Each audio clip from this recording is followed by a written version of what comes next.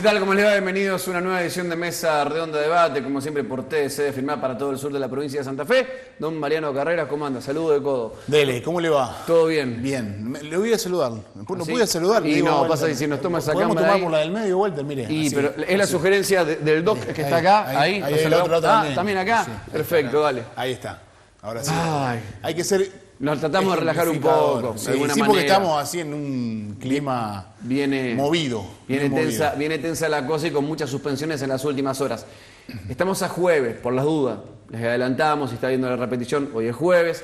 Estamos en vivo por TDC, pasaron algunos minutos nada más a las 6 de la tarde y se dieron muchas suspensiones de espectáculos y distintas actividades en toda la República Argentina, actividades también relacionadas con las ligas de fútbol, algunas de básquet, vamos a ver qué pasa en el sur de la provincia de Santa Fe, y el coronavirus es uno de los temas centrales con casos que están siendo analizados. En Venado Tuerto hubo 3 que se conocieron hace 3 días que están en observación. En las próximas horas se va a conocer el resultado. Vamos a preguntarle a Ramiro Uber, que nos visita aquí. Uno que se conoció en la jornada de ayer, una mujer que no viajó, pero que recibió familiares de Estados Unidos y que cuando se fueron a los 2 días empezó a sentir algunos síntomas, tos, fiebre. Bueno, se presentó en un efector de salud y también está siendo sometida a estudios. Si le parece, Mariano Carreras, le damos la bienvenida a Ramiro Uber, que es integrante del Ministerio de Salud del Gobierno de la provincia de Santa Fe, que nos visita en este Mesa Redonda de Debate. Ramiro, ¿cómo estás? Gracias por venir. Felicitaciones por el ejemplo que dieron recién. Bueno,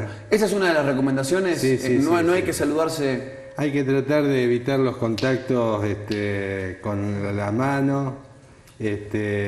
Fundamentalmente el lavado de manos, se insiste con que es algo muy importante, hacerlo en forma reiterada, a cada momento, digamos, lavado profundo de manos. Y bueno, todo lo que signifique tomar cierta distancia de más de 1,5 metros para evitar que las gotitas de flujo que forman parte de esa expiración respiratoria traslade el virus de persona a persona. Bueno, cambios que son para nosotros cambios culturales importantes, ¿no? ¿Quién no se encuentra con un amigo, se da un abrazo, un beso en la mejilla, se da la mano, comparte un mate? Y bueno, por un tiempo vamos a tener que modificar estas actitudes y no son fáciles de realizar, pero son una gran oportunidad que tenemos hoy para frenar la propagación del virus. Desde la salud, ¿cómo se explica de cara al futuro? Por ejemplo, en su momento fue la gripe aviar y como que desapareció la gripe aviar del planeta. Esto es un virus que llega para quedarse, que vamos a tener que contar desde el Ministerio de Salud con una vacuna que va a pasar a formar parte del calendario nacional de las vacunas gratuitas que todos los años un sector determinado se va a tener que colocar. Son preguntas que no podemos responder a ciencia cierta hoy, digamos. Estamos conociendo un virus nuevo que afectó a un sector del mundo y se distribuyó de forma rapidísima por el resto de los continentes. No conocemos todavía la posibilidad de un tratamiento específico, se está trabajando sobre la idea de tratamiento y de vacunas, pero son respuestas que hoy no se pueden dar, Mauro, porque solo la evolución histórica de este nuevo virus y su convivencia con la raza humana nos irá indicando qué sucede, si perpetúa en el tiempo o no. Lo que primero sucedió es que la infección comenzó en China. Lo que se está viendo es un descenso importante del número de infectados, como si hubiese habido una epidemia así muy aguda en tiempo y un retroceso en la contaminación posterior, digamos. Sí. Así que esperemos que así se manifieste en el resto del mundo, ¿no? Hay algo que me llama la atención y quería consultarlo con vos, Ramiro, que sos, digamos, quien sabe, ¿no?, en este tema, que es esto de la propagación. ¿Fue muy rápida, diferente, por ejemplo, cuando fue la gripe A? ¿O lo que sucede también es que vivimos en un mundo tan hiperconectado que el otro día leía por ahí que se va viviendo el avance de la epidemia o la pandemia minuto a minuto? Es decir, llegó a tal lado, hay tantos, se enfermaron 4, se murieron 2. Las dos cosas, digamos. El virus tiene un comportamiento de baja letalidad y alta transferencia, digamos, de organismo a organismo. Eso es una condición que se le reconoce a este virus. Pero es cierto que vivimos en un mundo donde vos tomás un avión y en 4 horas estás en otro continente. y infectados trasladándose de un lado al otro del mundo generan una transmisión de la enfermedad, una dispersión del virus que años atrás o siglos atrás obviamente no se podía ni sospechar. Y además la decisión de los medios de estar hablando permanentemente de esto, es como que hay una vigilancia mediática. Digo, más allá de las cuestiones sanitarias, hay una vigilancia mediática sobre el tema. Y eso, digamos, para mí es un camino por un sendero muy sinuoso entre generar pánico y generar responsabilidad. Yo creo que nosotros realmente debemos desarrollar un concepto de responsabilidad civil o social respecto de todas estas medidas de autocuidado, de limitación del contacto con el otro, en pos de un bien común, un bien general, pero no caer en el pánico, porque estamos hablando de una enfermedad que tiene una baja tasa de mortalidad, sí más marcada en las personas más añosas. Por eso hoy el Ministerio de Salud está recomendando fundamentalmente acciones respecto de los geriátricos, limitar las visitas a los geriátricos y a los mayores de 60 años, tratar de hacer una suerte de autolimitación del contacto social, preservarse en sus casas y tener lo menor contacto posible con los demás. Recuerdo cuando fue la gripe A, desde la Organización Mundial de la Salud, bueno, pusieron una alarma que se iba a morir el 20% de la población, aproximadamente eso es lo que decían. En Venado se iban a morir 16.000 personas, recuerdo. Una cosa catastrófica, ¿no? Y hubo más muertes por gripe común que por gripe A en el departamento General López. Estamos hablando hace 12 años, fue 10, 12 años. Se cerraron todos los bares, se cancelaron viajes a Bariloche de los chicos que estudiaban, se cerraron las escuelas. Siguiendo con tu línea de pensamiento, hoy es mucho más grave e importante el problema del dengue en la provincia que el problema de este virus, del coronavirus. Lo que es cierto es que hay una presión mediática y una noticia que tiene que ver con lo nuevo, lo desconocido, y por supuesto que nos genera una cierta responsabilidad de comprender qué es lo que pasa, tomar medidas, reaccionar frente al acontecimiento, pero por eso yo digo, estamos ahí tratando de evitar el pánico, tratando de evitar la sobredimensión del problema, pero sin perder una cuota de responsabilidad que tenemos que mantener como comunidad. Hay algo que pienso en estos días y que lo quiero plantear, digo, para tener una honestidad con quienes nos están mirando, porque es algo que aparte menciono a menudo, que tiene que ver con los accidentes de tránsito. En la Argentina aproximadamente un promedio de 7.000 personas mueren por año en accidentes de tránsito, la mitad al menos son jóvenes o tienen menos de 30 años. Y es algo que se ha normalizado, no es una cuestión que estemos pensando, charlando, de una mujer cada 23 horas. Bueno, ni hablar. Ni hablar. Ni hablar. Es decir, realmente hay que poner las cosas en su lugar, pero bueno, es noticia, somos demandados los funcionarios a tomar decisiones respecto de esta situación y los medios también multiplican la información. Si el día de mañana aparece un medicamento que la industria farmacéutica produce y cura esta enfermedad, o una vacuna y se comercializa, dejémoslo en este momento como para contarlo y relatarlo a posteriori, digamos, porque hoy me parece que tenemos que poner énfasis, sobre todo estamos en la provincia de Santa Fe, en este momento, al día de hoy, a la fecha de hoy, no hay ningún caso registrado comprobado de coronavirus infectando a algún santafesino. Vamos a ver cuánto tiempo podemos mantener esta situación y en ese sentido es fundamental y muy importante la condición de esa responsabilidad civil que estamos planteando para tratar de entre todos cortar la cadena de circulación viral. El comunicado que emitió el gobierno de la provincia en la jornada de ayer, comunicado de resolución, digamos, ¿no? Firmado por Omar Perotti, como que no es tajante en la decisión, dice como que sugiere que resignen la posibilidad de hacer espectáculos públicos. ¿Por qué, digo, hay como una especie de gris ahí? ¿Es sí o es no debería ser Ramiro? Son decisiones difíciles de tomar, realmente. Pero que se queda en el medio el comunicado. Como nosotros te sugerimos como gobierno, pero el gobierno más que sugerir debe accionar. La reacción final ha sido que frente a la consulta, porque más de una consulta nos ha llegado respecto a una decisión más firme respecto de esa comunicación, y siempre ha sido suspendan, digamos, y es lo que está sucediendo. Tal vez pecando por exagerar las medidas preventivas, pero bueno, es preferible quedarse largo en esta cuestión de prevención más que corto y después padecerlo. ¿Seguro? O lamentarlo, digamos.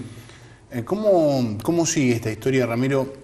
En relación al virus no lo podemos saber, recién lo marcabas, pero en cuanto al seguimiento y al trabajo del Estado, puntualmente en Firmat, y supongo que también en las ciudades de la región se irá haciendo lo mismo, ¿tienen previsto inclusive tener un padrón de la gente que ha viajado, como para cuando llegan seguir un protocolo de cuidado? ¿Cómo se está organizando eso? ¿Ya está organizado? Sí, desde el hospital hemos tomado contacto con todas las agencias de turismo y con esta organización del viaje en crucero, organizado por la Sociedad Española y la Sociedad Italiana, como para tratar de hacernos de un padrón de población firmatense que esperamos recibir de viajes del exterior hacia la ciudad.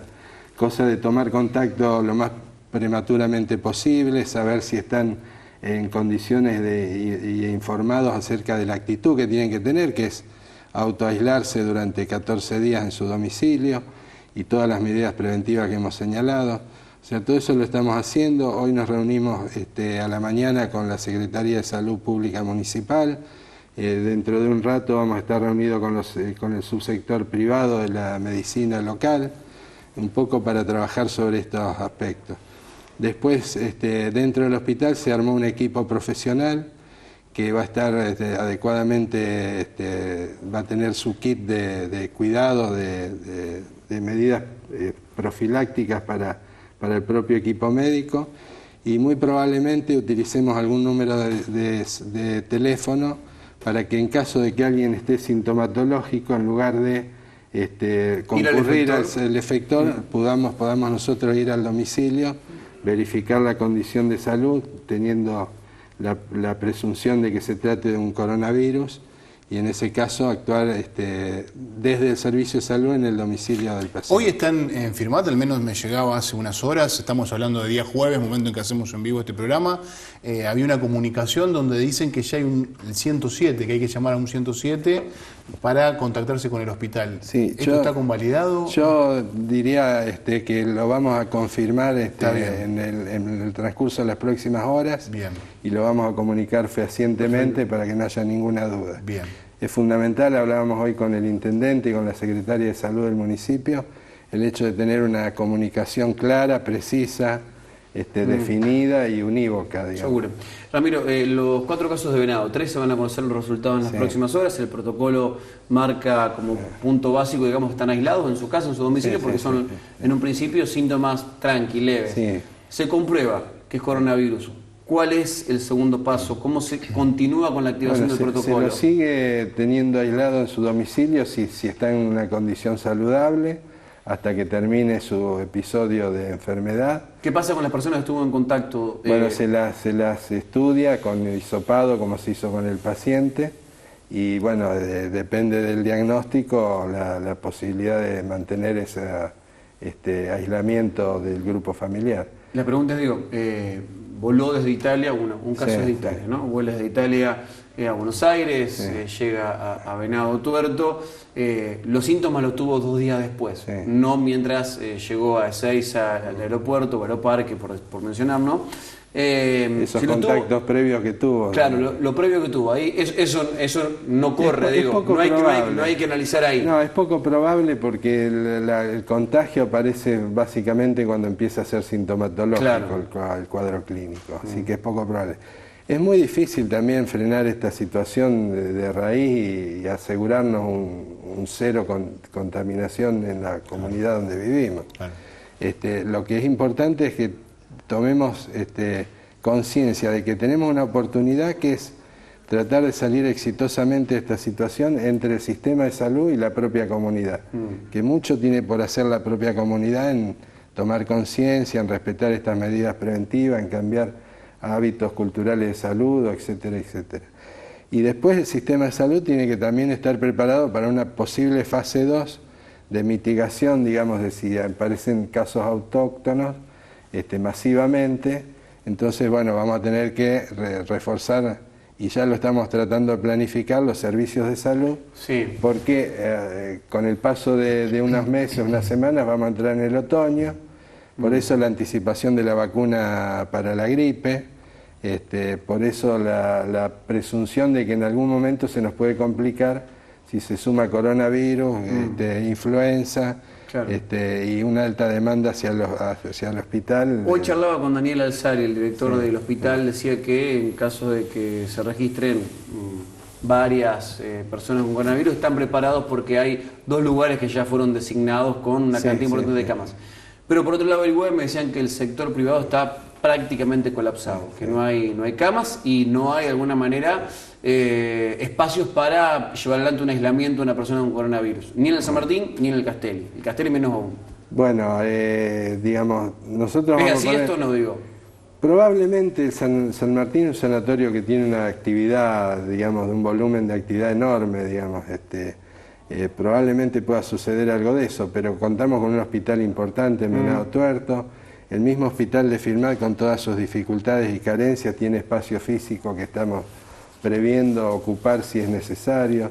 Digamos, yo creo que también nos da un poco de tiempo, digamos, para poder desarrollar, y no hay que quedarse dormido en esto, prepararse para estar en condiciones de soportar un volumen de casos que hoy no existen, que no están. Sí, seguro estamos hablando de una cuestión hipotética, digamos. Para saber si está el sistema, quedan cada vez menos sanatorios en Venado Tuerto, ¿no? Sí. Estuvo casi a punto de cerrar el Castelli, zafó, está el Castelli, San Martín y esperemos de contar, pero hoy no está más. El déficit de camas es un problema crónico ya de la región. Fuiste referente del círculo médico, lo sabés, digo, ¿no? Pero bueno, con lo que hay que hacer frente en esta oportunidad. El Ministerio de Salud de Nación, el Gobierno Nacional va a disponer de 1.700 millones de pesos para la primera etapa de esta situación, para proveer de los kits de prevención y profilaxis y equipamiento a los hospitales. Veremos cuánto llega a la provincia, cuánto podemos disponer para esta región, pero son medidas que tienen que ver con la preparación para una situación que hoy no estamos viviendo. ¿Cómo estamos con el tema del dengue, digamos, que era la otra cuestión que estábamos charlando hasta hace algunos días y que el propio ministro de la Nación, Ginés González García, decía que a él le preocupaba más el dengue que lo que pudiera suceder con el coronavirus? ¿Cuál es el panorama de nuestra región? El problema del dengue es que estamos en una zona, digamos, afectada por la enfermedad. Todos sabemos que la segunda vez que uno se enferma corre más riesgo de alta mortalidad por el tema del dengue hemorrágico. Así que eso, en la medida que pasa el tiempo y seguimos estando en una zona proclive a la enfermedad, va agravando el pronóstico de lo que nos puede suceder. Y bueno, ahí también hay una cuestión que tiene que ver con una conducta de saneamiento ambiental que tenemos que mantener, porque la verdad es que si no está el mosquito, no hay posibilidad de enfermarse de dengue, y si el mosquito no está es porque hemos hecho las cosas demasiado bien para poder eliminar las larvas y todos los depósitos donde se reproduce el vector. Y eso es una tarea que no hay que bajar los brazos nunca, y es un problema de salud que hoy cuantificándolo es mucho más importante que el coronavirus para nosotros en este momento, sobre todo para el centro norte de la provincia. Hay una cuestión que vos planteás, recién lo decías, y también se viene planteando en relación a este tema del coronavirus, que me parece hay que tener en claro, que es la responsabilidad de cada uno. No se trata únicamente de ver qué hace el otro, sino de ver qué hago yo.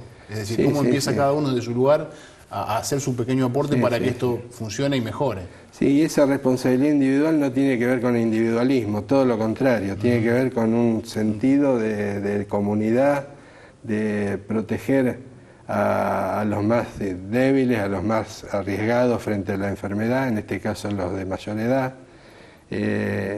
Son situaciones complicadas. Ayer a la noche recibo un WhatsApp de una persona amiga que está en Nueva York con su pareja y tienen que retornar a la Argentina, y me dicen: nosotros tenemos que volver y quedarnos 14 días aislados en casa si nos sentimos bien.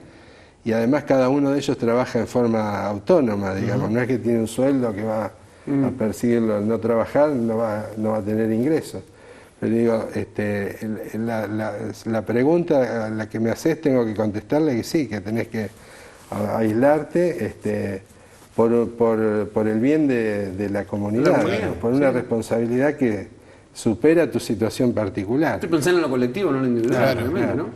Claro, sí, la responsabilidad individual para el cuidado colectivo, digamos. Exactamente. Esa es la cuestión. Y ese es un desafío que va, digo, inclusive tratando de dejar de lado el coronavirus, dejémoslo un ratito de lado al bicho, digamos, y pensemos en términos colectivos, como sociedad.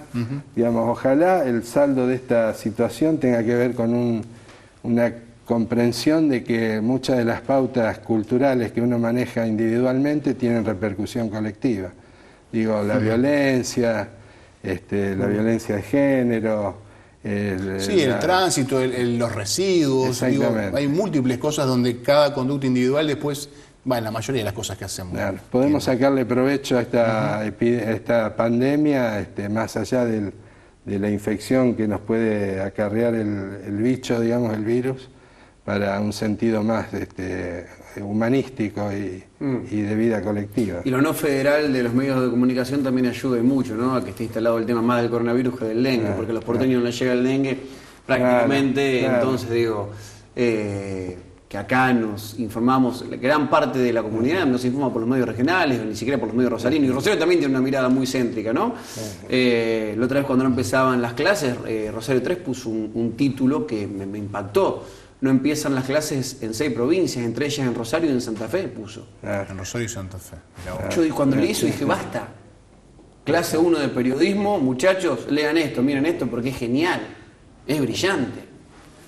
Entre ellos en Rosario y Santa Fe puso, 2 provincias distintas son. Claro. Entonces, si no federalizamos los medios, si seguimos, eliminando artículos de la ley de medios, como hizo el gobierno de Mauricio Macri, si seguimos siguiendo la fuga de los hermanos Esquilachi y Lanata por Canal 13, que decían que estaban en Cayasta en vez de Cayastá, y no lo seguimos por medios regionales, o por 5RTV, que es el canal de la provincia y que por suerte creció mucho. Y si no potenciamos los medios nuestros, vamos a seguir teniendo temores por un bache en Avellaneda porque está cortado el puente La Noria, ¿no? Y no lo que está pasando acá cerca.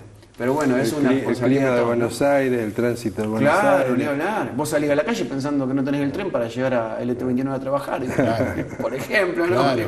Y imagínense nosotros para ir a la escuela 5 cuadras, que no tenemos el subte que me lleve. No tenés el subte que te ayuda a la... ¿Cómo estamos con el tema recursos? Que fue un tema también que se viene charlando mucho. Bueno, en estos días también... No sé, hoy, digamos, momento en que hacíamos en vivo este programa, también tendría que haber alguna definición. No sé si finalmente usted, que está más informado que yo, se iban a encontrar los diputados para ver si votaban o no votaban. Pero... Ojalá, decía bueno, digo, pero en realidad, después lo vamos a hablar en un ratito también con Oscar Piero. Lichi habilitaba la sesión. Pero hay una cuestión que tiene que ver con los fondos, que es algo que se viene discutiendo también en estos meses, y las dificultades que hay. Sí. ¿Cómo estamos? Digo, porque todo tiene que ver con todo. Sí, son dificultades ciertas, digamos. Nosotros recibimos los hospitales con deuda de por lo menos un semestre de cuentas no pagadas y que estamos tratando de remontar. Y bueno, además en la ley de necesidad pública está contenida, digamos, una partida importante para salud, que realmente la necesitaríamos, digamos. Esto es una... y después tenemos situaciones de hospitales que, como el Hospital de Venado, que por su condición de nuevo no necesita tantos requerimientos de mantenimiento actual y se puede, digamos, disfrutar de ese efector tan lindo, tan moderno. Y otros efectores como el de la ciudad de Firmat, que han estado muy abandonados en cuanto al mantenimiento, y realmente uno hoy tiene escasez de recursos para recomponer una imagen del hospital que todos queremos tener. O sea, muchas realidades distintas. Sí, muy heterogéneo. Se solucionó algo que charlábamos hace 20 días, un mes, no recuerdo, el tema de que había pueblos que las ambulancias no tenían combustible en los zancos. Esto se fue. Sí, en principio puede suceder en algún caso, digo, no sé si puede suceder, pero estamos trabajando atentamente sobre eso. Pedro Bustos, que está a cargo de la región sanitaria, está muy atenta a esas dificultades y vamos tratando de resolver todo de la mejor manera. ¿Y el tema de la deuda con los ANCO también se va solucionando? Con los ANCO, perdón, con los proveedores de los ANCO. Se va tratando de manejar como podemos. El hospital de Firmat, hicimos algunas gestiones ante el PAMI, cobramos parte de una deuda que el PAMI mantenía con el hospital, lo que le dio un poco de oxígeno al administrador, que ya estaba medio violeta. Me imagino. Pero bueno, estamos en una situación complicada porque si agregamos a esto el futuro estacional del otoño, ahí abriendo la puerta, estamos en otoño, el coronavirus, la gente que ha perdido su laburo y tiene que recurrir de lo privado a lo público. Entonces tenemos un nivel de exigencia que es máximo, ¿no? Te consulto porque mencionabas el tema de PAMI, hoy vi que estuvieron en el hospital conjuntamente con la senadora Sagnún y representantes de los jubilados. ¿Cómo está el tema PAMI también con el resto de los efectores? Porque por ahí escuché que había alguna dificultad. Sí, yo hoy fui al PAMI a reunirme con la coordinadora, la gerente de la unidad de la UGL 9, para pedir un poco explicaciones de cómo estaba la situación, porque el hospital de Firmat también tiene que prepararse frente a esa condición, digamos. Las negociaciones están aparentemente bastante trabadas. No quisiera explayarme en algo que me resulta ajeno, pero sí que genera una preocupación hacia el hospital porque en caso de interrumpirse el servicio definitivamente, nos veríamos obligados a también hacernos cargo de esa situación. Así que estamos tratando de preparar todo el escenario, del peor escenario que sería la incidencia creciente del coronavirus, los abuelos del PAMI y bueno, viendo día a día qué pasa. Ramiro, sin puntualizar, pero ¿la cuestión está trabada en Firmat o en otros lugares de la región también? No, en principio en Firmat. En Firmat, bien. Y bueno, decíamos en off, no me ha tocado ninguna fácil en estas dos oportunidades del Ministerio, pero estamos trabajando con un buen equipo de profesionales y aspirando a que se solucionen los problemas de uno a uno, en el andar de nuestra actividad como funcionarios. Ramiro, gracias por visitarnos. Muchas gracias. Ramiro Uber, integrante del Ministerio de Salud de la provincia de Santa Fe. Un par de cuestiones antes de la pausa comercial. Por estas horas se están suspendiendo muchas de las actividades previstas para este fin de semana. Algunas por las condiciones climáticas y otras que, en base a lo que está ocurriendo, van a ser repensadas. Por ejemplo, la Feria de Artesanos en Villa Cañas, viernes, sábado y domingo, porque está anunciado lluvia. Pero por estas horas, Norberto Gisi reunió su gabinete, el intendente de Villa Cañas, y están pensando, porque si va a pasar para el próximo fin de semana, bueno, no hacerla directamente. Otro de los eventos que estaba previsto para este fin de semana es la fiesta regional del Choripán en San Eduardo, la primera, suspendida de movida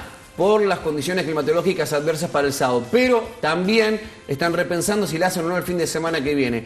Hay una mega fiesta en Venado Tuerto que tiene que ver con el aniversario de un boliche, con el templo, muchas bandas conocidas a nivel nacional de cumbia y también un show en lo previo de Iván Noble. En un principio también suspendido, en este caso coordinando con la municipalidad de Venado Tuerto.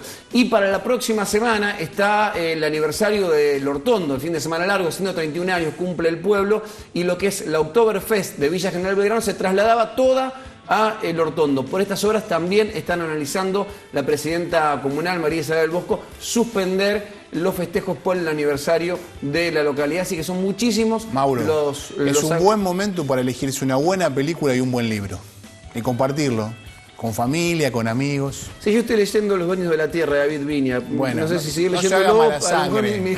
No se haga mala sangre y prefiero otra cosa, pero bueno, ahí vamos. Tiene sus años y la historia no cambia, ¿no? Sigue siendo la misma, pero habría que cambiar de quién la escribe. Pausa comercial, ya volvemos.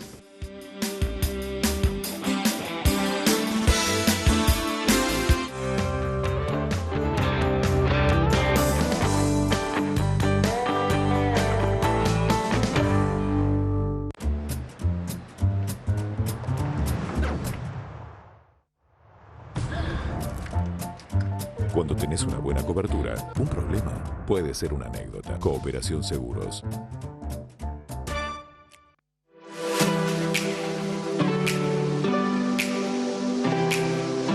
por primera vez estamos acá, Fierromec está acá en la Expo Agro, exponiendo todos los materiales que nosotros estamos comercializando, tanto lo que son aceros industriales, toda la mecanización de cualquier pieza bajo plano. Todo lo que es la línea de tornería automática y CNC, y todo lo que es la línea de la venta de hierro y la línea industrial.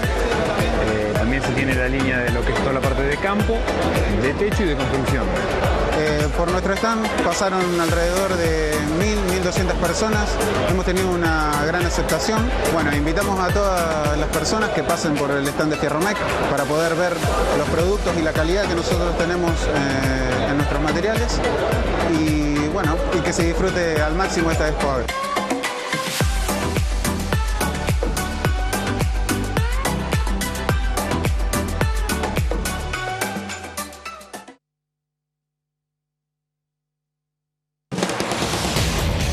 Migliasa Maquinarias S.R.L. Concesionario oficial en Firmat y Zona. Ruta Nacional 33 y Kennedy. Teléfonos 03465 422 599 421 511. www.migliasamaquinarias.com.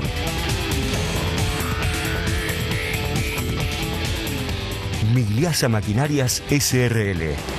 Teléfonos 03465 422 599 421 511.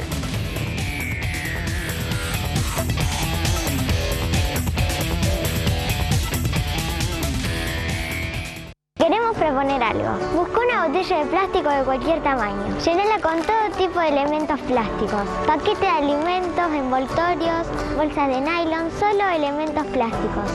Con una varilla rígida, hace presión hasta llenar la botella. Una botella bien compactada pesa 500 gramos. Asegúrate que no tenga nada de aire. Una vez llena, llegó la patrulla ambiental de lunes a viernes en el Centro Cultural de 8 a 12 horas.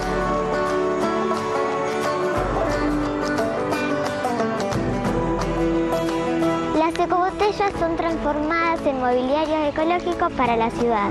Gracias por tenerlo en cuenta. Municipalidad de Firmat, Patrulla Ambiental y Firmat Joven. En Firmat, todo lo que sea computación se llama Yes Digital. Insumos, equipos, recargo de tóner y cartuchos, venta de PC, notebooks, tablets, venta de celulares y accesorios, TV, impresoras, cámaras de seguridad, servicio técnico especializado. www.yesdigital.com.ar. Llámanos 424-893. Remedios de Escalada, 1909. Firmat. Velocidad. Pampacón es velocidad.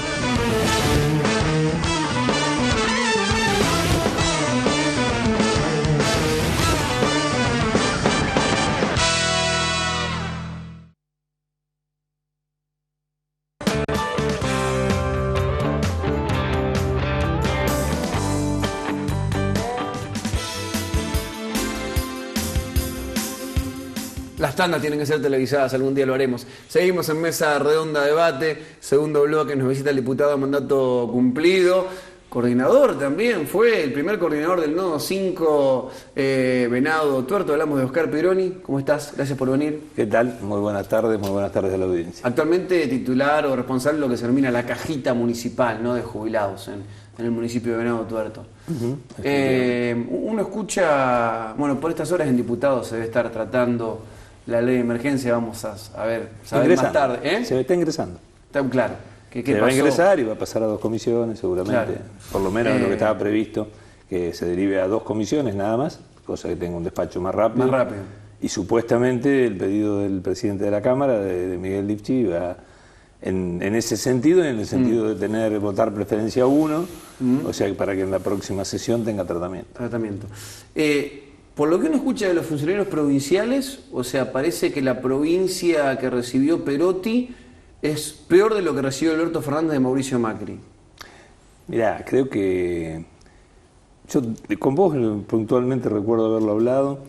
Digo, primero que esta historia ya la conocemos, que es cuestión de leer un poco de historia. Si uno lee un poco de historia, se va a encontrar con que estas situaciones pintadas como extremadamente trágicas, después dan para dos cosas siempre. Por un lado, para hacer caja, como decimos en la política, ¿no? Sí. Para no gastar plata, postergar los pagos, hacer caja a costa de los que tienen una creencia respecto de la provincia, entre ellos el personal. Y después dan para conculcar derechos. El miedo siempre sirve para conculcar derechos, para privatizar. Digo, para todo esto sirvió a lo largo de la historia. Digo, yo digo siempre que el primer gran ejemplo, historia de los ferrocarriles argentinos, Raúl Escalabrini Ortiz. Así operaron con los ferrocarriles, que hubo toda una campaña fenomenal. El desarme que viene del siglo XIX. Claro, que después, en una copia pronunciada y agigantada, fundamentalmente por la época, reproduce el peronismo en los 90 con Carlos Menem, vuelve a la misma cuestión y redunda en las privatizaciones, también en la provincia de Santa Fe, que redunda en la privatización del banco, en la privatización de agua. ¿Vos pensás que se vienen privatizaciones ahora en la provincia? Periféricas, creo que sí, periféricas. ¿Cómo serían periféricas? De hecho, ya se están generando, digamos, periféricas en el sentido de que hay empresas que no pudieron privatizarlas en su momento, la EPE. Recordarán hasta la famosa marcha, bueno, luctuosa por otra parte, el techo de la Facultad de Derecho, bueno, digo, toda una cuestión. Fue intervenida. La EPE fue intervenida, ya se habla de que determinados trabajos de la EPE se van a concesionar, no se van a hacer por medio de mano de obra directa, digamos, de mano de obra directa. Ya se habla de, bueno, sospechosas propiedades de algunos de las empresas que estarían interesadas en las privatizaciones. Después seguilo y te vas a enterar dentro de unos meses, seguramente, pero que no. Pero después hay hechos... pero digo, Oscar, perdóname, pero algunas cuestiones, digo. Esto de hacer caja, como decimos, digo, porque, por ejemplo, puede ser un hecho. Es más, Perotti no designó más de la mitad del personal tampoco. Sí, eso no mueve demasiado. No mueve mucho, no mueve es verdad, para marcar. Pero después el hecho que decir, bueno, lo que sí uno quiere saber... Es un mes parada la provincia, patear los pagos. Sí, seguro, ni eso hablar. sí mueve la perímetro, eso sí. Ni hablar. El ciudadano quiere saber si es verdad o es mentira que, por ejemplo, Lipschitz, desde el lunes 17 de junio, que perdió las elecciones el domingo 16, no pagó ninguna certificación más de obra en la provincia de Santa Fe y que por eso hay una duda terrible las que no se puede decir con obra obra, pública. Las certificaciones de obra. Hay algunas que dicen que desde febrero, otras de mayo. Las certificaciones de obra, normalmente, el certificado tiene un trámite normal, encomillado esto, pero ya es asumido, que cualquier persona que licita en una obra en la provincia sabe que va a tener 60, 70 días para cobrar el certificado. Eso ya lo asume. Está asumido en los costos, por otra parte, ¿no? Digo, nadie va a ser inocente en esto. Seguro. Y las grandes empresas que licitan no son inocentes en absoluto en esto, digo. Sí es cierto que había certificados atrasados, 30, 60 días, eso es cierto. También... no 6 meses, no, ni 7. No. Puede haber habido alguno puntualmente, obviamente, pero digo, como norma, no. También es cierto en esto, dos cosas, digo, y yo te invito a que ustedes, que tienen contacto habitual en on y en off con los presidentes comunales, con los intendentes de la región, vean a raíz del impuestazo que se pegó, cómo está la coparticipación, qué coparticipación reciben.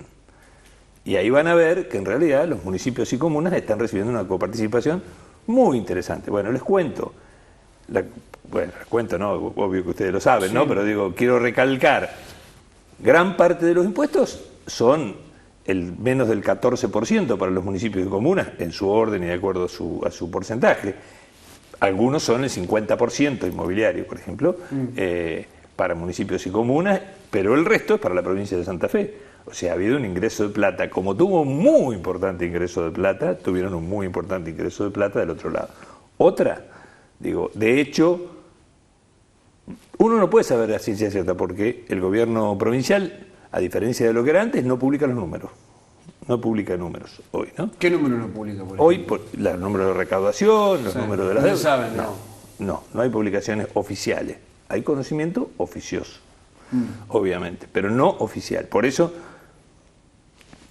la mayoría de la Cámara de Diputados estuvo votando un pedido de informe al Ejecutivo pidiéndole que informe eso. Dijo, a ver, bueno, ustedes quieren que tratemos una ley de necesidad. Che, díganme, cuéntenme, muéstrenme los números, ¿cómo están? Los números reales, no los números de pico, de jarabe. Eso nunca se mostró. No.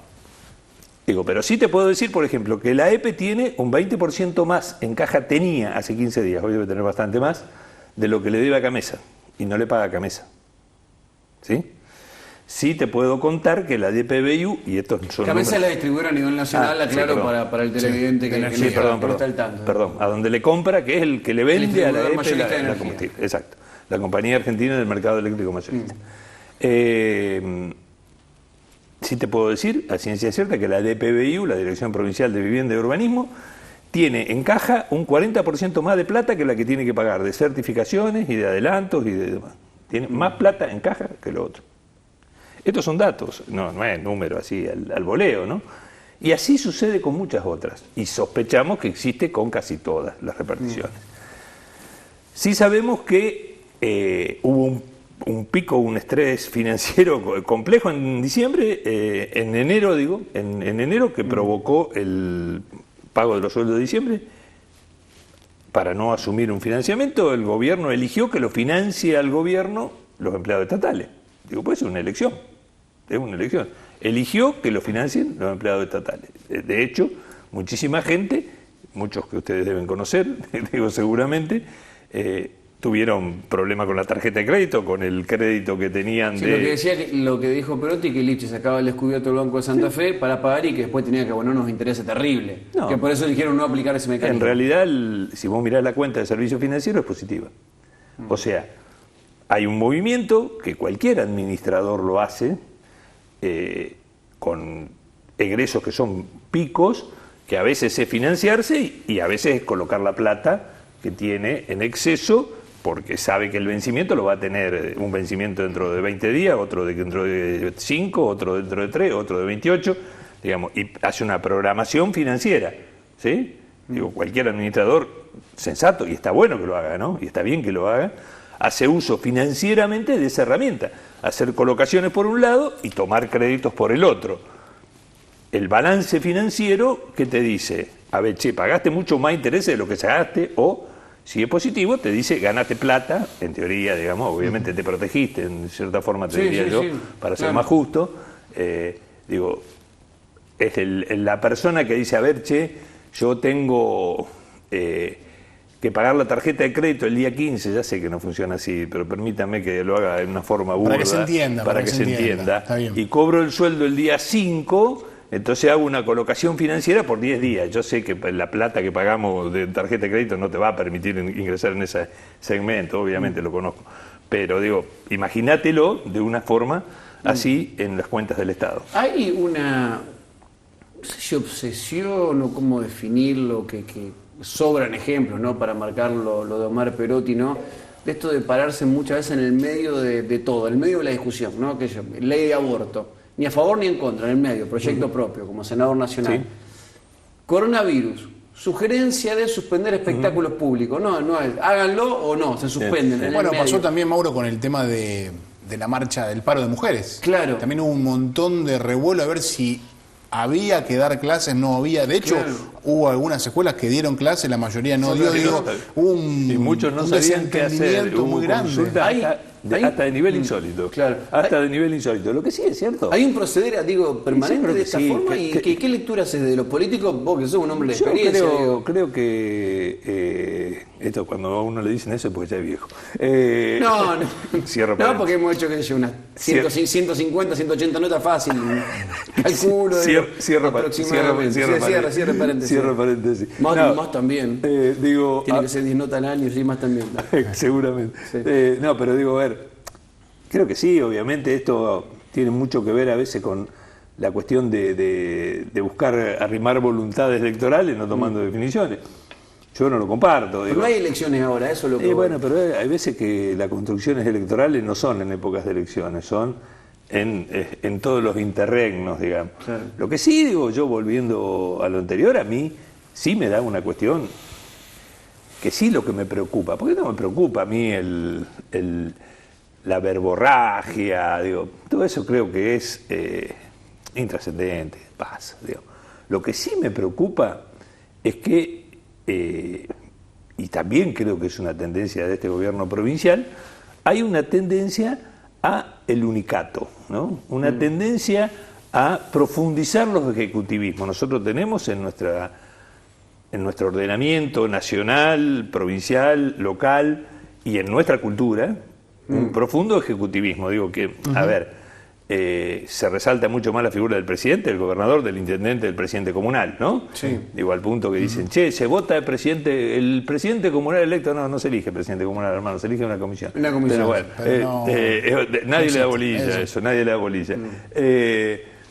Digo, y parece que se profundiza esto, porque la ciudadanía votó un ejecutivo, y está bien, yo obvio, va de suyo que yo trabajé por otra cosa, pero digo, votó y eligió, y está bien, y es legal, y es legítimo a Omar Perotti como gobernador. Pero también la ciudadanía eligió una mayoría de Cámara de Diputados distinta. Lo mismo, si ustedes hacen memoria, pasó en el 2011 cuando Antonio Bonfatti fue electo y sin embargo la gente eligió una Cámara de Diputados encabezada por María Eugenia Bielsa, la lista, después encabezada la Cámara de Diputados por Luis Rubeo. Digo, diferente. Y también es legal y también es legítimo. Y este contrapeso te obliga a sentarte en una mesa y a trabajar en conjunto. Es posible. Antonio Bonfatti gobernó 4 años así. ¿Se hizo todo lo que quería? No, hizo todo lo que podía de esa realidad política. Y está bien. Y está bien porque la gente había elegido a una mayoría para la Cámara de Diputados y para la Cámara de Senadores también. En ese caso, las 2 cámaras no respondían al mismo signo político. Está bien, es legítimo, es legal. No solo es legal, sino que es legítimo. Y te obliga a sentarte y a trabajar en conjunto. Yo veo un peligroso sesgo para autocrático. Pasarlo bien en limpio y que la gente nos entienda, Perotti no se quiere sentar. Atravesar por ese proceso. Claro, tiene que sentarse el gobierno, el Ejecutivo, a trabajar con la Cámara. Al menos hubo un cambio, en los últimos 10 días, que uno lo percibe como periodista, es que empezaron a aparecer en los medios los ministros y Perotti, y desapareció Leo Richardino, el vocero del gobierno. Ya como que no está más, no habla hace rato, ¿no? Se dieron cuenta que era necesario, que la gente votó a Perotti, no a Leo Richardino, para que salga a hablar y explicar los actos de gobierno. Sí, pero de todos modos, creo que hay cuestiones que... Leo Richardino es un periodista, un colega, que fue elegido. Un gran periodista. No coincido con su rol y con lo que dice, pero sí. No, totalmente. Lo he leído mucho y lo he escuchado mucho. Y ustedes seguramente también. Pero me parece que hay que tener mucho cuidado. La cuestión institucional es muy importante, es muy importante en esto. Y me parece que las denostaciones y demás no van, creo que hay que discutir ideas, políticas, que van a ser diferentes. Sí, ¿cuál es el problema? Es necesario. Hay una cosa, Oscar, en este debate y en esta de ideas y algo que uno viene observando en este tiempo a partir de la lectura, ¿no?, de diferentes medios provinciales, nacionales que abordan la cuestión provincial, que tiene que ver con que las críticas o ¿cómo diríamos?, el cruce entre el Ejecutivo no hace tanta referencia a diputados del Frente Progresista, sino que se habla permanentemente del socialismo. ¿Por qué? Bueno, una lectura importante la que vos hacés, indudablemente, el socialismo vinimos a alterar en su momento una ecuación, y lo que se pretende es una ruptura del Frente Progresista, ¿no? Obviamente la operación política que se está escondiendo detrás de esta acción del Ejecutivo es la intención de romper el frente. El socialismo llega al gobierno de la provincia porque existe un frente progresista, claramente, ¿no? Lo digo desde el socialismo, incluso lo digo desde el socialismo, pero va de suyo y es una lectura que llega por una confluencia de ideas, esta confluencia de ideas que yo me recuerdo mucho allá por el 2000, empezó mucho antes, pero ya explícita en la candidatura del 2003 de Hermes, la que pierde... Que ganó en realidad. Que en realidad es el más votado, pero pierde por ley de lemas, por la acumulación. Entre Hammerly y Obey. Exactamente. Después de eso decían, bueno, ya está, el frente se rompió, ya está, no existe más. En el 2007 decían, no, pero esto es solo para las elecciones. Y se rompe en 1000 pedazos. Y no se rompió, en el 2011, no se rompió en el 2015... Y sigue el frente trabajando como tal en las cámaras. Lo que se intenta es meter una cuña y trabajar por esa ruptura. Me parece que es un error. Yo creo que la conformación de mayorías es sana para todos. y la conformación de frentes que puedan permitir un diálogo es sano para todos. Que no haya existido un candidato radical a gobernador, quizás fue un error o no. Yo creo que los candidatos fueron surgiendo... Hubo internas en su momento, digo naturalmente o por internas. Naturalmente, digamos que los candidatos que emergían como tal, y si no fueron una interna, que es una forma de dirimir. Si vos me preguntás a mí personalmente, sí. Digo, me parece absolutamente legítima la interna, absolutamente legítima, pero cuando no emerge un candidato que te exprese a todos. Si no, digo, si te expresas a todos, está bueno que no haya. ¿Cuál y si fue? no, ¿El 2011 con Barletta, con Bonfatti fue la única? No, ¿Fuerte? fue las dos fue Barletta con Bonfatti y también en la elección de Miguel también. Hubo interna, no hubo interna en esta de Antonio Bonfatti con... en esta de Antonio Bonfatti, porque en realidad el PRO iba afuera, digamos, con Corral, el sector del radicalismo que no estaba dentro del frente, iba afuera con José Corral, y no la hubo en el 2007 con Hermes Wiener, porque era, bueno, un poco el candidato indiscutible. Cantado, digamos. ¿Se puede, o cuánto tiempo se puede, digo... No voy a decir en base a tu experiencia, no, porque si no parece que vamos a estar ahí. Pero en serio, sos una persona que tiene un recorrido, que conoce. ¿Cuánto tiempo se puede gobernar con esta tensión que se vive en estos días, que tiene que ver con esto que vos decís, de no librar partidas, de cuidar la caja, de no terminar de sentarse a tratar de tener algunos acuerdos con la oposición? ¿Cuánto tiempo se puede sostener esto? De hecho, esto ya, de nuevo, leer la historia, esto lo hizo Reutemann en su momento, ¿no? Hizo esto mismo. Administrar. Esto mismo, digo, la verdad que creo que no es sano y espero que no lo sea, espero que no sea así, espero que se sienten a trabajar. Digo, hay ministros que uno no lo conforma mucho, para nada, y su tendencia ideológica menos, pero bueno, algunos son, a pesar de eso, técnicos como Agosto, que es un técnico reconocido por todos. Yo no coincido con su visión. Son técnicos. Pero son técnicos, digo, un técnico... reconocido por su capacidad técnica. Yo no coincido con lo político, es otra cosa. Son dos cosas diferentes. No obstante, me parece que entre Perotti y Reutemann la diferencia es que nadie en ese momento dudaba del liderazgo político de Reutemann. Totalmente. Eso Perotti hoy todavía, desde mi mirada, no lo tiene. No, absolutamente no lo tiene. Es obvio que va de suyo que no. Digo, creo que le cuesta mucho... Digo, a ver... Es feo decir esto.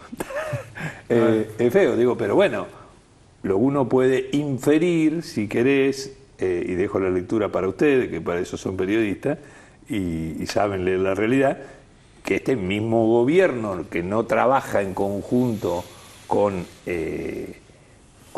la oposición y medio que la lleva por delante, la pechea, digamos, como decimos en el barrio, se quiere llevar por delante, medio que también pareciera que existe lo mismo dentro de su frente, ¿no? Y no puede unificar su frente. Esto que vos decís, bueno, Reutemann era indiscutido. Sí, era así, obviamente era indiscutido. Intocable. Si nosotros estamos acostumbrados en el Frente Progresista que las cosas son mucho más charladas, mucho más trabajadas, mucho más masticadas en conjunto, con posiciones diferentes que hay que adecuar. Y a mí me parece buenísimo eso, ¿no? Digo, las experiencias internacionales te dicen que han tenido mucho mejores resultados estas cuestiones en que hay diálogo, trabajo conjunto de distintas visiones, más que en las visiones unívocas. Digo, si querés, remitite, qué sé yo, a España dentro del mismo signo político y amigo, ¿no? De Zapatero a la conformación de hoy de Pedro Sánchez. Si querés, remitite a Uruguay, a pesar de que perdieron las elecciones, pero digo... Bueno, sí, es parte del juego también eso. A veces, eso, obviamente, por supuesto. Una cuestión, digamos, breve, pero que tuvo notoriedad en los últimos días, donde saliste a tomar una posición pública respecto a lo que fue ya el cierre definitivo de los nodos. Cuando Perotti estuvo en campaña ya avisó, si soy gobernador los nodos no van a estar más. Después estuvo el compromiso una vez que ganó la gobernación. Bueno, y ahora la decisión final. ¿Qué cosas a vos desde la gobernabilidad te preocupan a partir de la desaparición de los nodos? Mira, a mí me preocupan que justamente es medio que es lo mismo que estábamos hablando expresado acá, ¿no? Digo, en realidad lo que yo creo que no tiene este gobierno es una política de descentralización, de concertación y de regionalización. Entonces puede que algunas de las cuestiones que a nivel de oficinas de trabajo y de cara a la sociedad se ejecutaran en los centros cívicos pasen a otros ámbitos, ¿no? Digamos, quiero decir, el área de atención al ciudadano a lo mejor pasa, el área de instituciones está muy en duda, dicen que sí hoy, mañana que no. Muchísimas áreas que se trabajaban, ya los ministros cuando van, me lo han narrado quienes han estado en las oficinas, digo, más allá de la política incluso, amigos, que te dicen, y nos dicen que esto hay que dirigirse a Rosario y de última a Santa Fe. Si la vieja división, digamos, un concepto político legítimo, yo no coincido, pero legítimo, que dice Rosario y Santa Fe y el resto el interior, como si Rosario y Santa Fe fueran del exterior de la provincia, ¿no? Rosario y Santa Fe y el interior. Me hace acordar mucho lo que decía Mauro hace un rato, claro, cuando planteaba lo de Rosario y Santa Fe, ¿no? La provincia de Rosario y la provincia de Santa Fe. Digo, me hace acordar, me dio mucha risa, que lo había escuchado también a eso, lo había leído o escuchado, no me acuerdo, y me había dado risa también. Digo, bueno, pero eso es un concepto político, es un concepto. Digo, y lo que me preocupa es eso, el concepto de la descentralización, de la regionalización. Digo, yo discutí muchísimo dentro de nuestros propios gobiernos y discutí muchísimo en la Cámara, muchísimos temas que parecen no tener nada que ver, pero los discutí, porque la visión, hay una visión hasta de gente muy bien intencionada, digo, no importa de qué palo político, pero de gente buena intencionada, que la verdad tienen su visión rosario-centrística o Santa Fe-centrística, y el resto no existe, el resto no existe. Y digamos, me parece que está buenísimo que podamos hacer una resistencia a eso. Yo por eso planteo que en realidad lo que a mí me preocupa es la política de descentralización, la política de regionalización. Esto va a contramano, digo, el gobierno nacional está hablando de las capitales alternativas, ¿no? Rosario entre ellas, digo, esto va a contramano absoluta, ¿no? Y por el otro lado, los ámbitos de participación popular, los ámbitos asamblearios, los ámbitos de participación, los ámbitos de concertación de políticas con los presidentes comunales e intendentes. Digo, voy a ser autorreferencial, perdónenme, pero yo mismo he trabajado durante 6 años en esos ámbitos de concertación, en lo que junto con el gobernador o con los ministros o con los secretarios trabajamos con 2, 3, 4, 5 autoridades comunales, o todas, depende de la problemática que estábamos trabajando, mano a mano, digamos, concertando política, concertando planes, porque de eso se trata. Y eso es un concepto político. Yo creo que este gobierno no tiene ese concepto político, el cual yo critico porque yo creo en la participación popular, porque yo creo en la descentralización, porque estoy convencido de la necesidad de la regionalización y porque estoy convencido de que hay que terminar también con el monstruo de 2 cabezas que lo tapamos bastante, pero la verdad que todavía sigue viviendo, ¿no? Esta provincia de Santa Fe, que tiene Rosario, Santa Fe y después, como diría Alberto Cortés, el abismo. Oscar, gracias por visitarnos. Muchas gracias. Oscar Pironi pasó por Mesa Redonda. Nos estamos despidiendo. Mariano Carrera, es un placer. Como siempre, gracias a ustedes por estar del otro lado. Nos reencontramos en 7 días.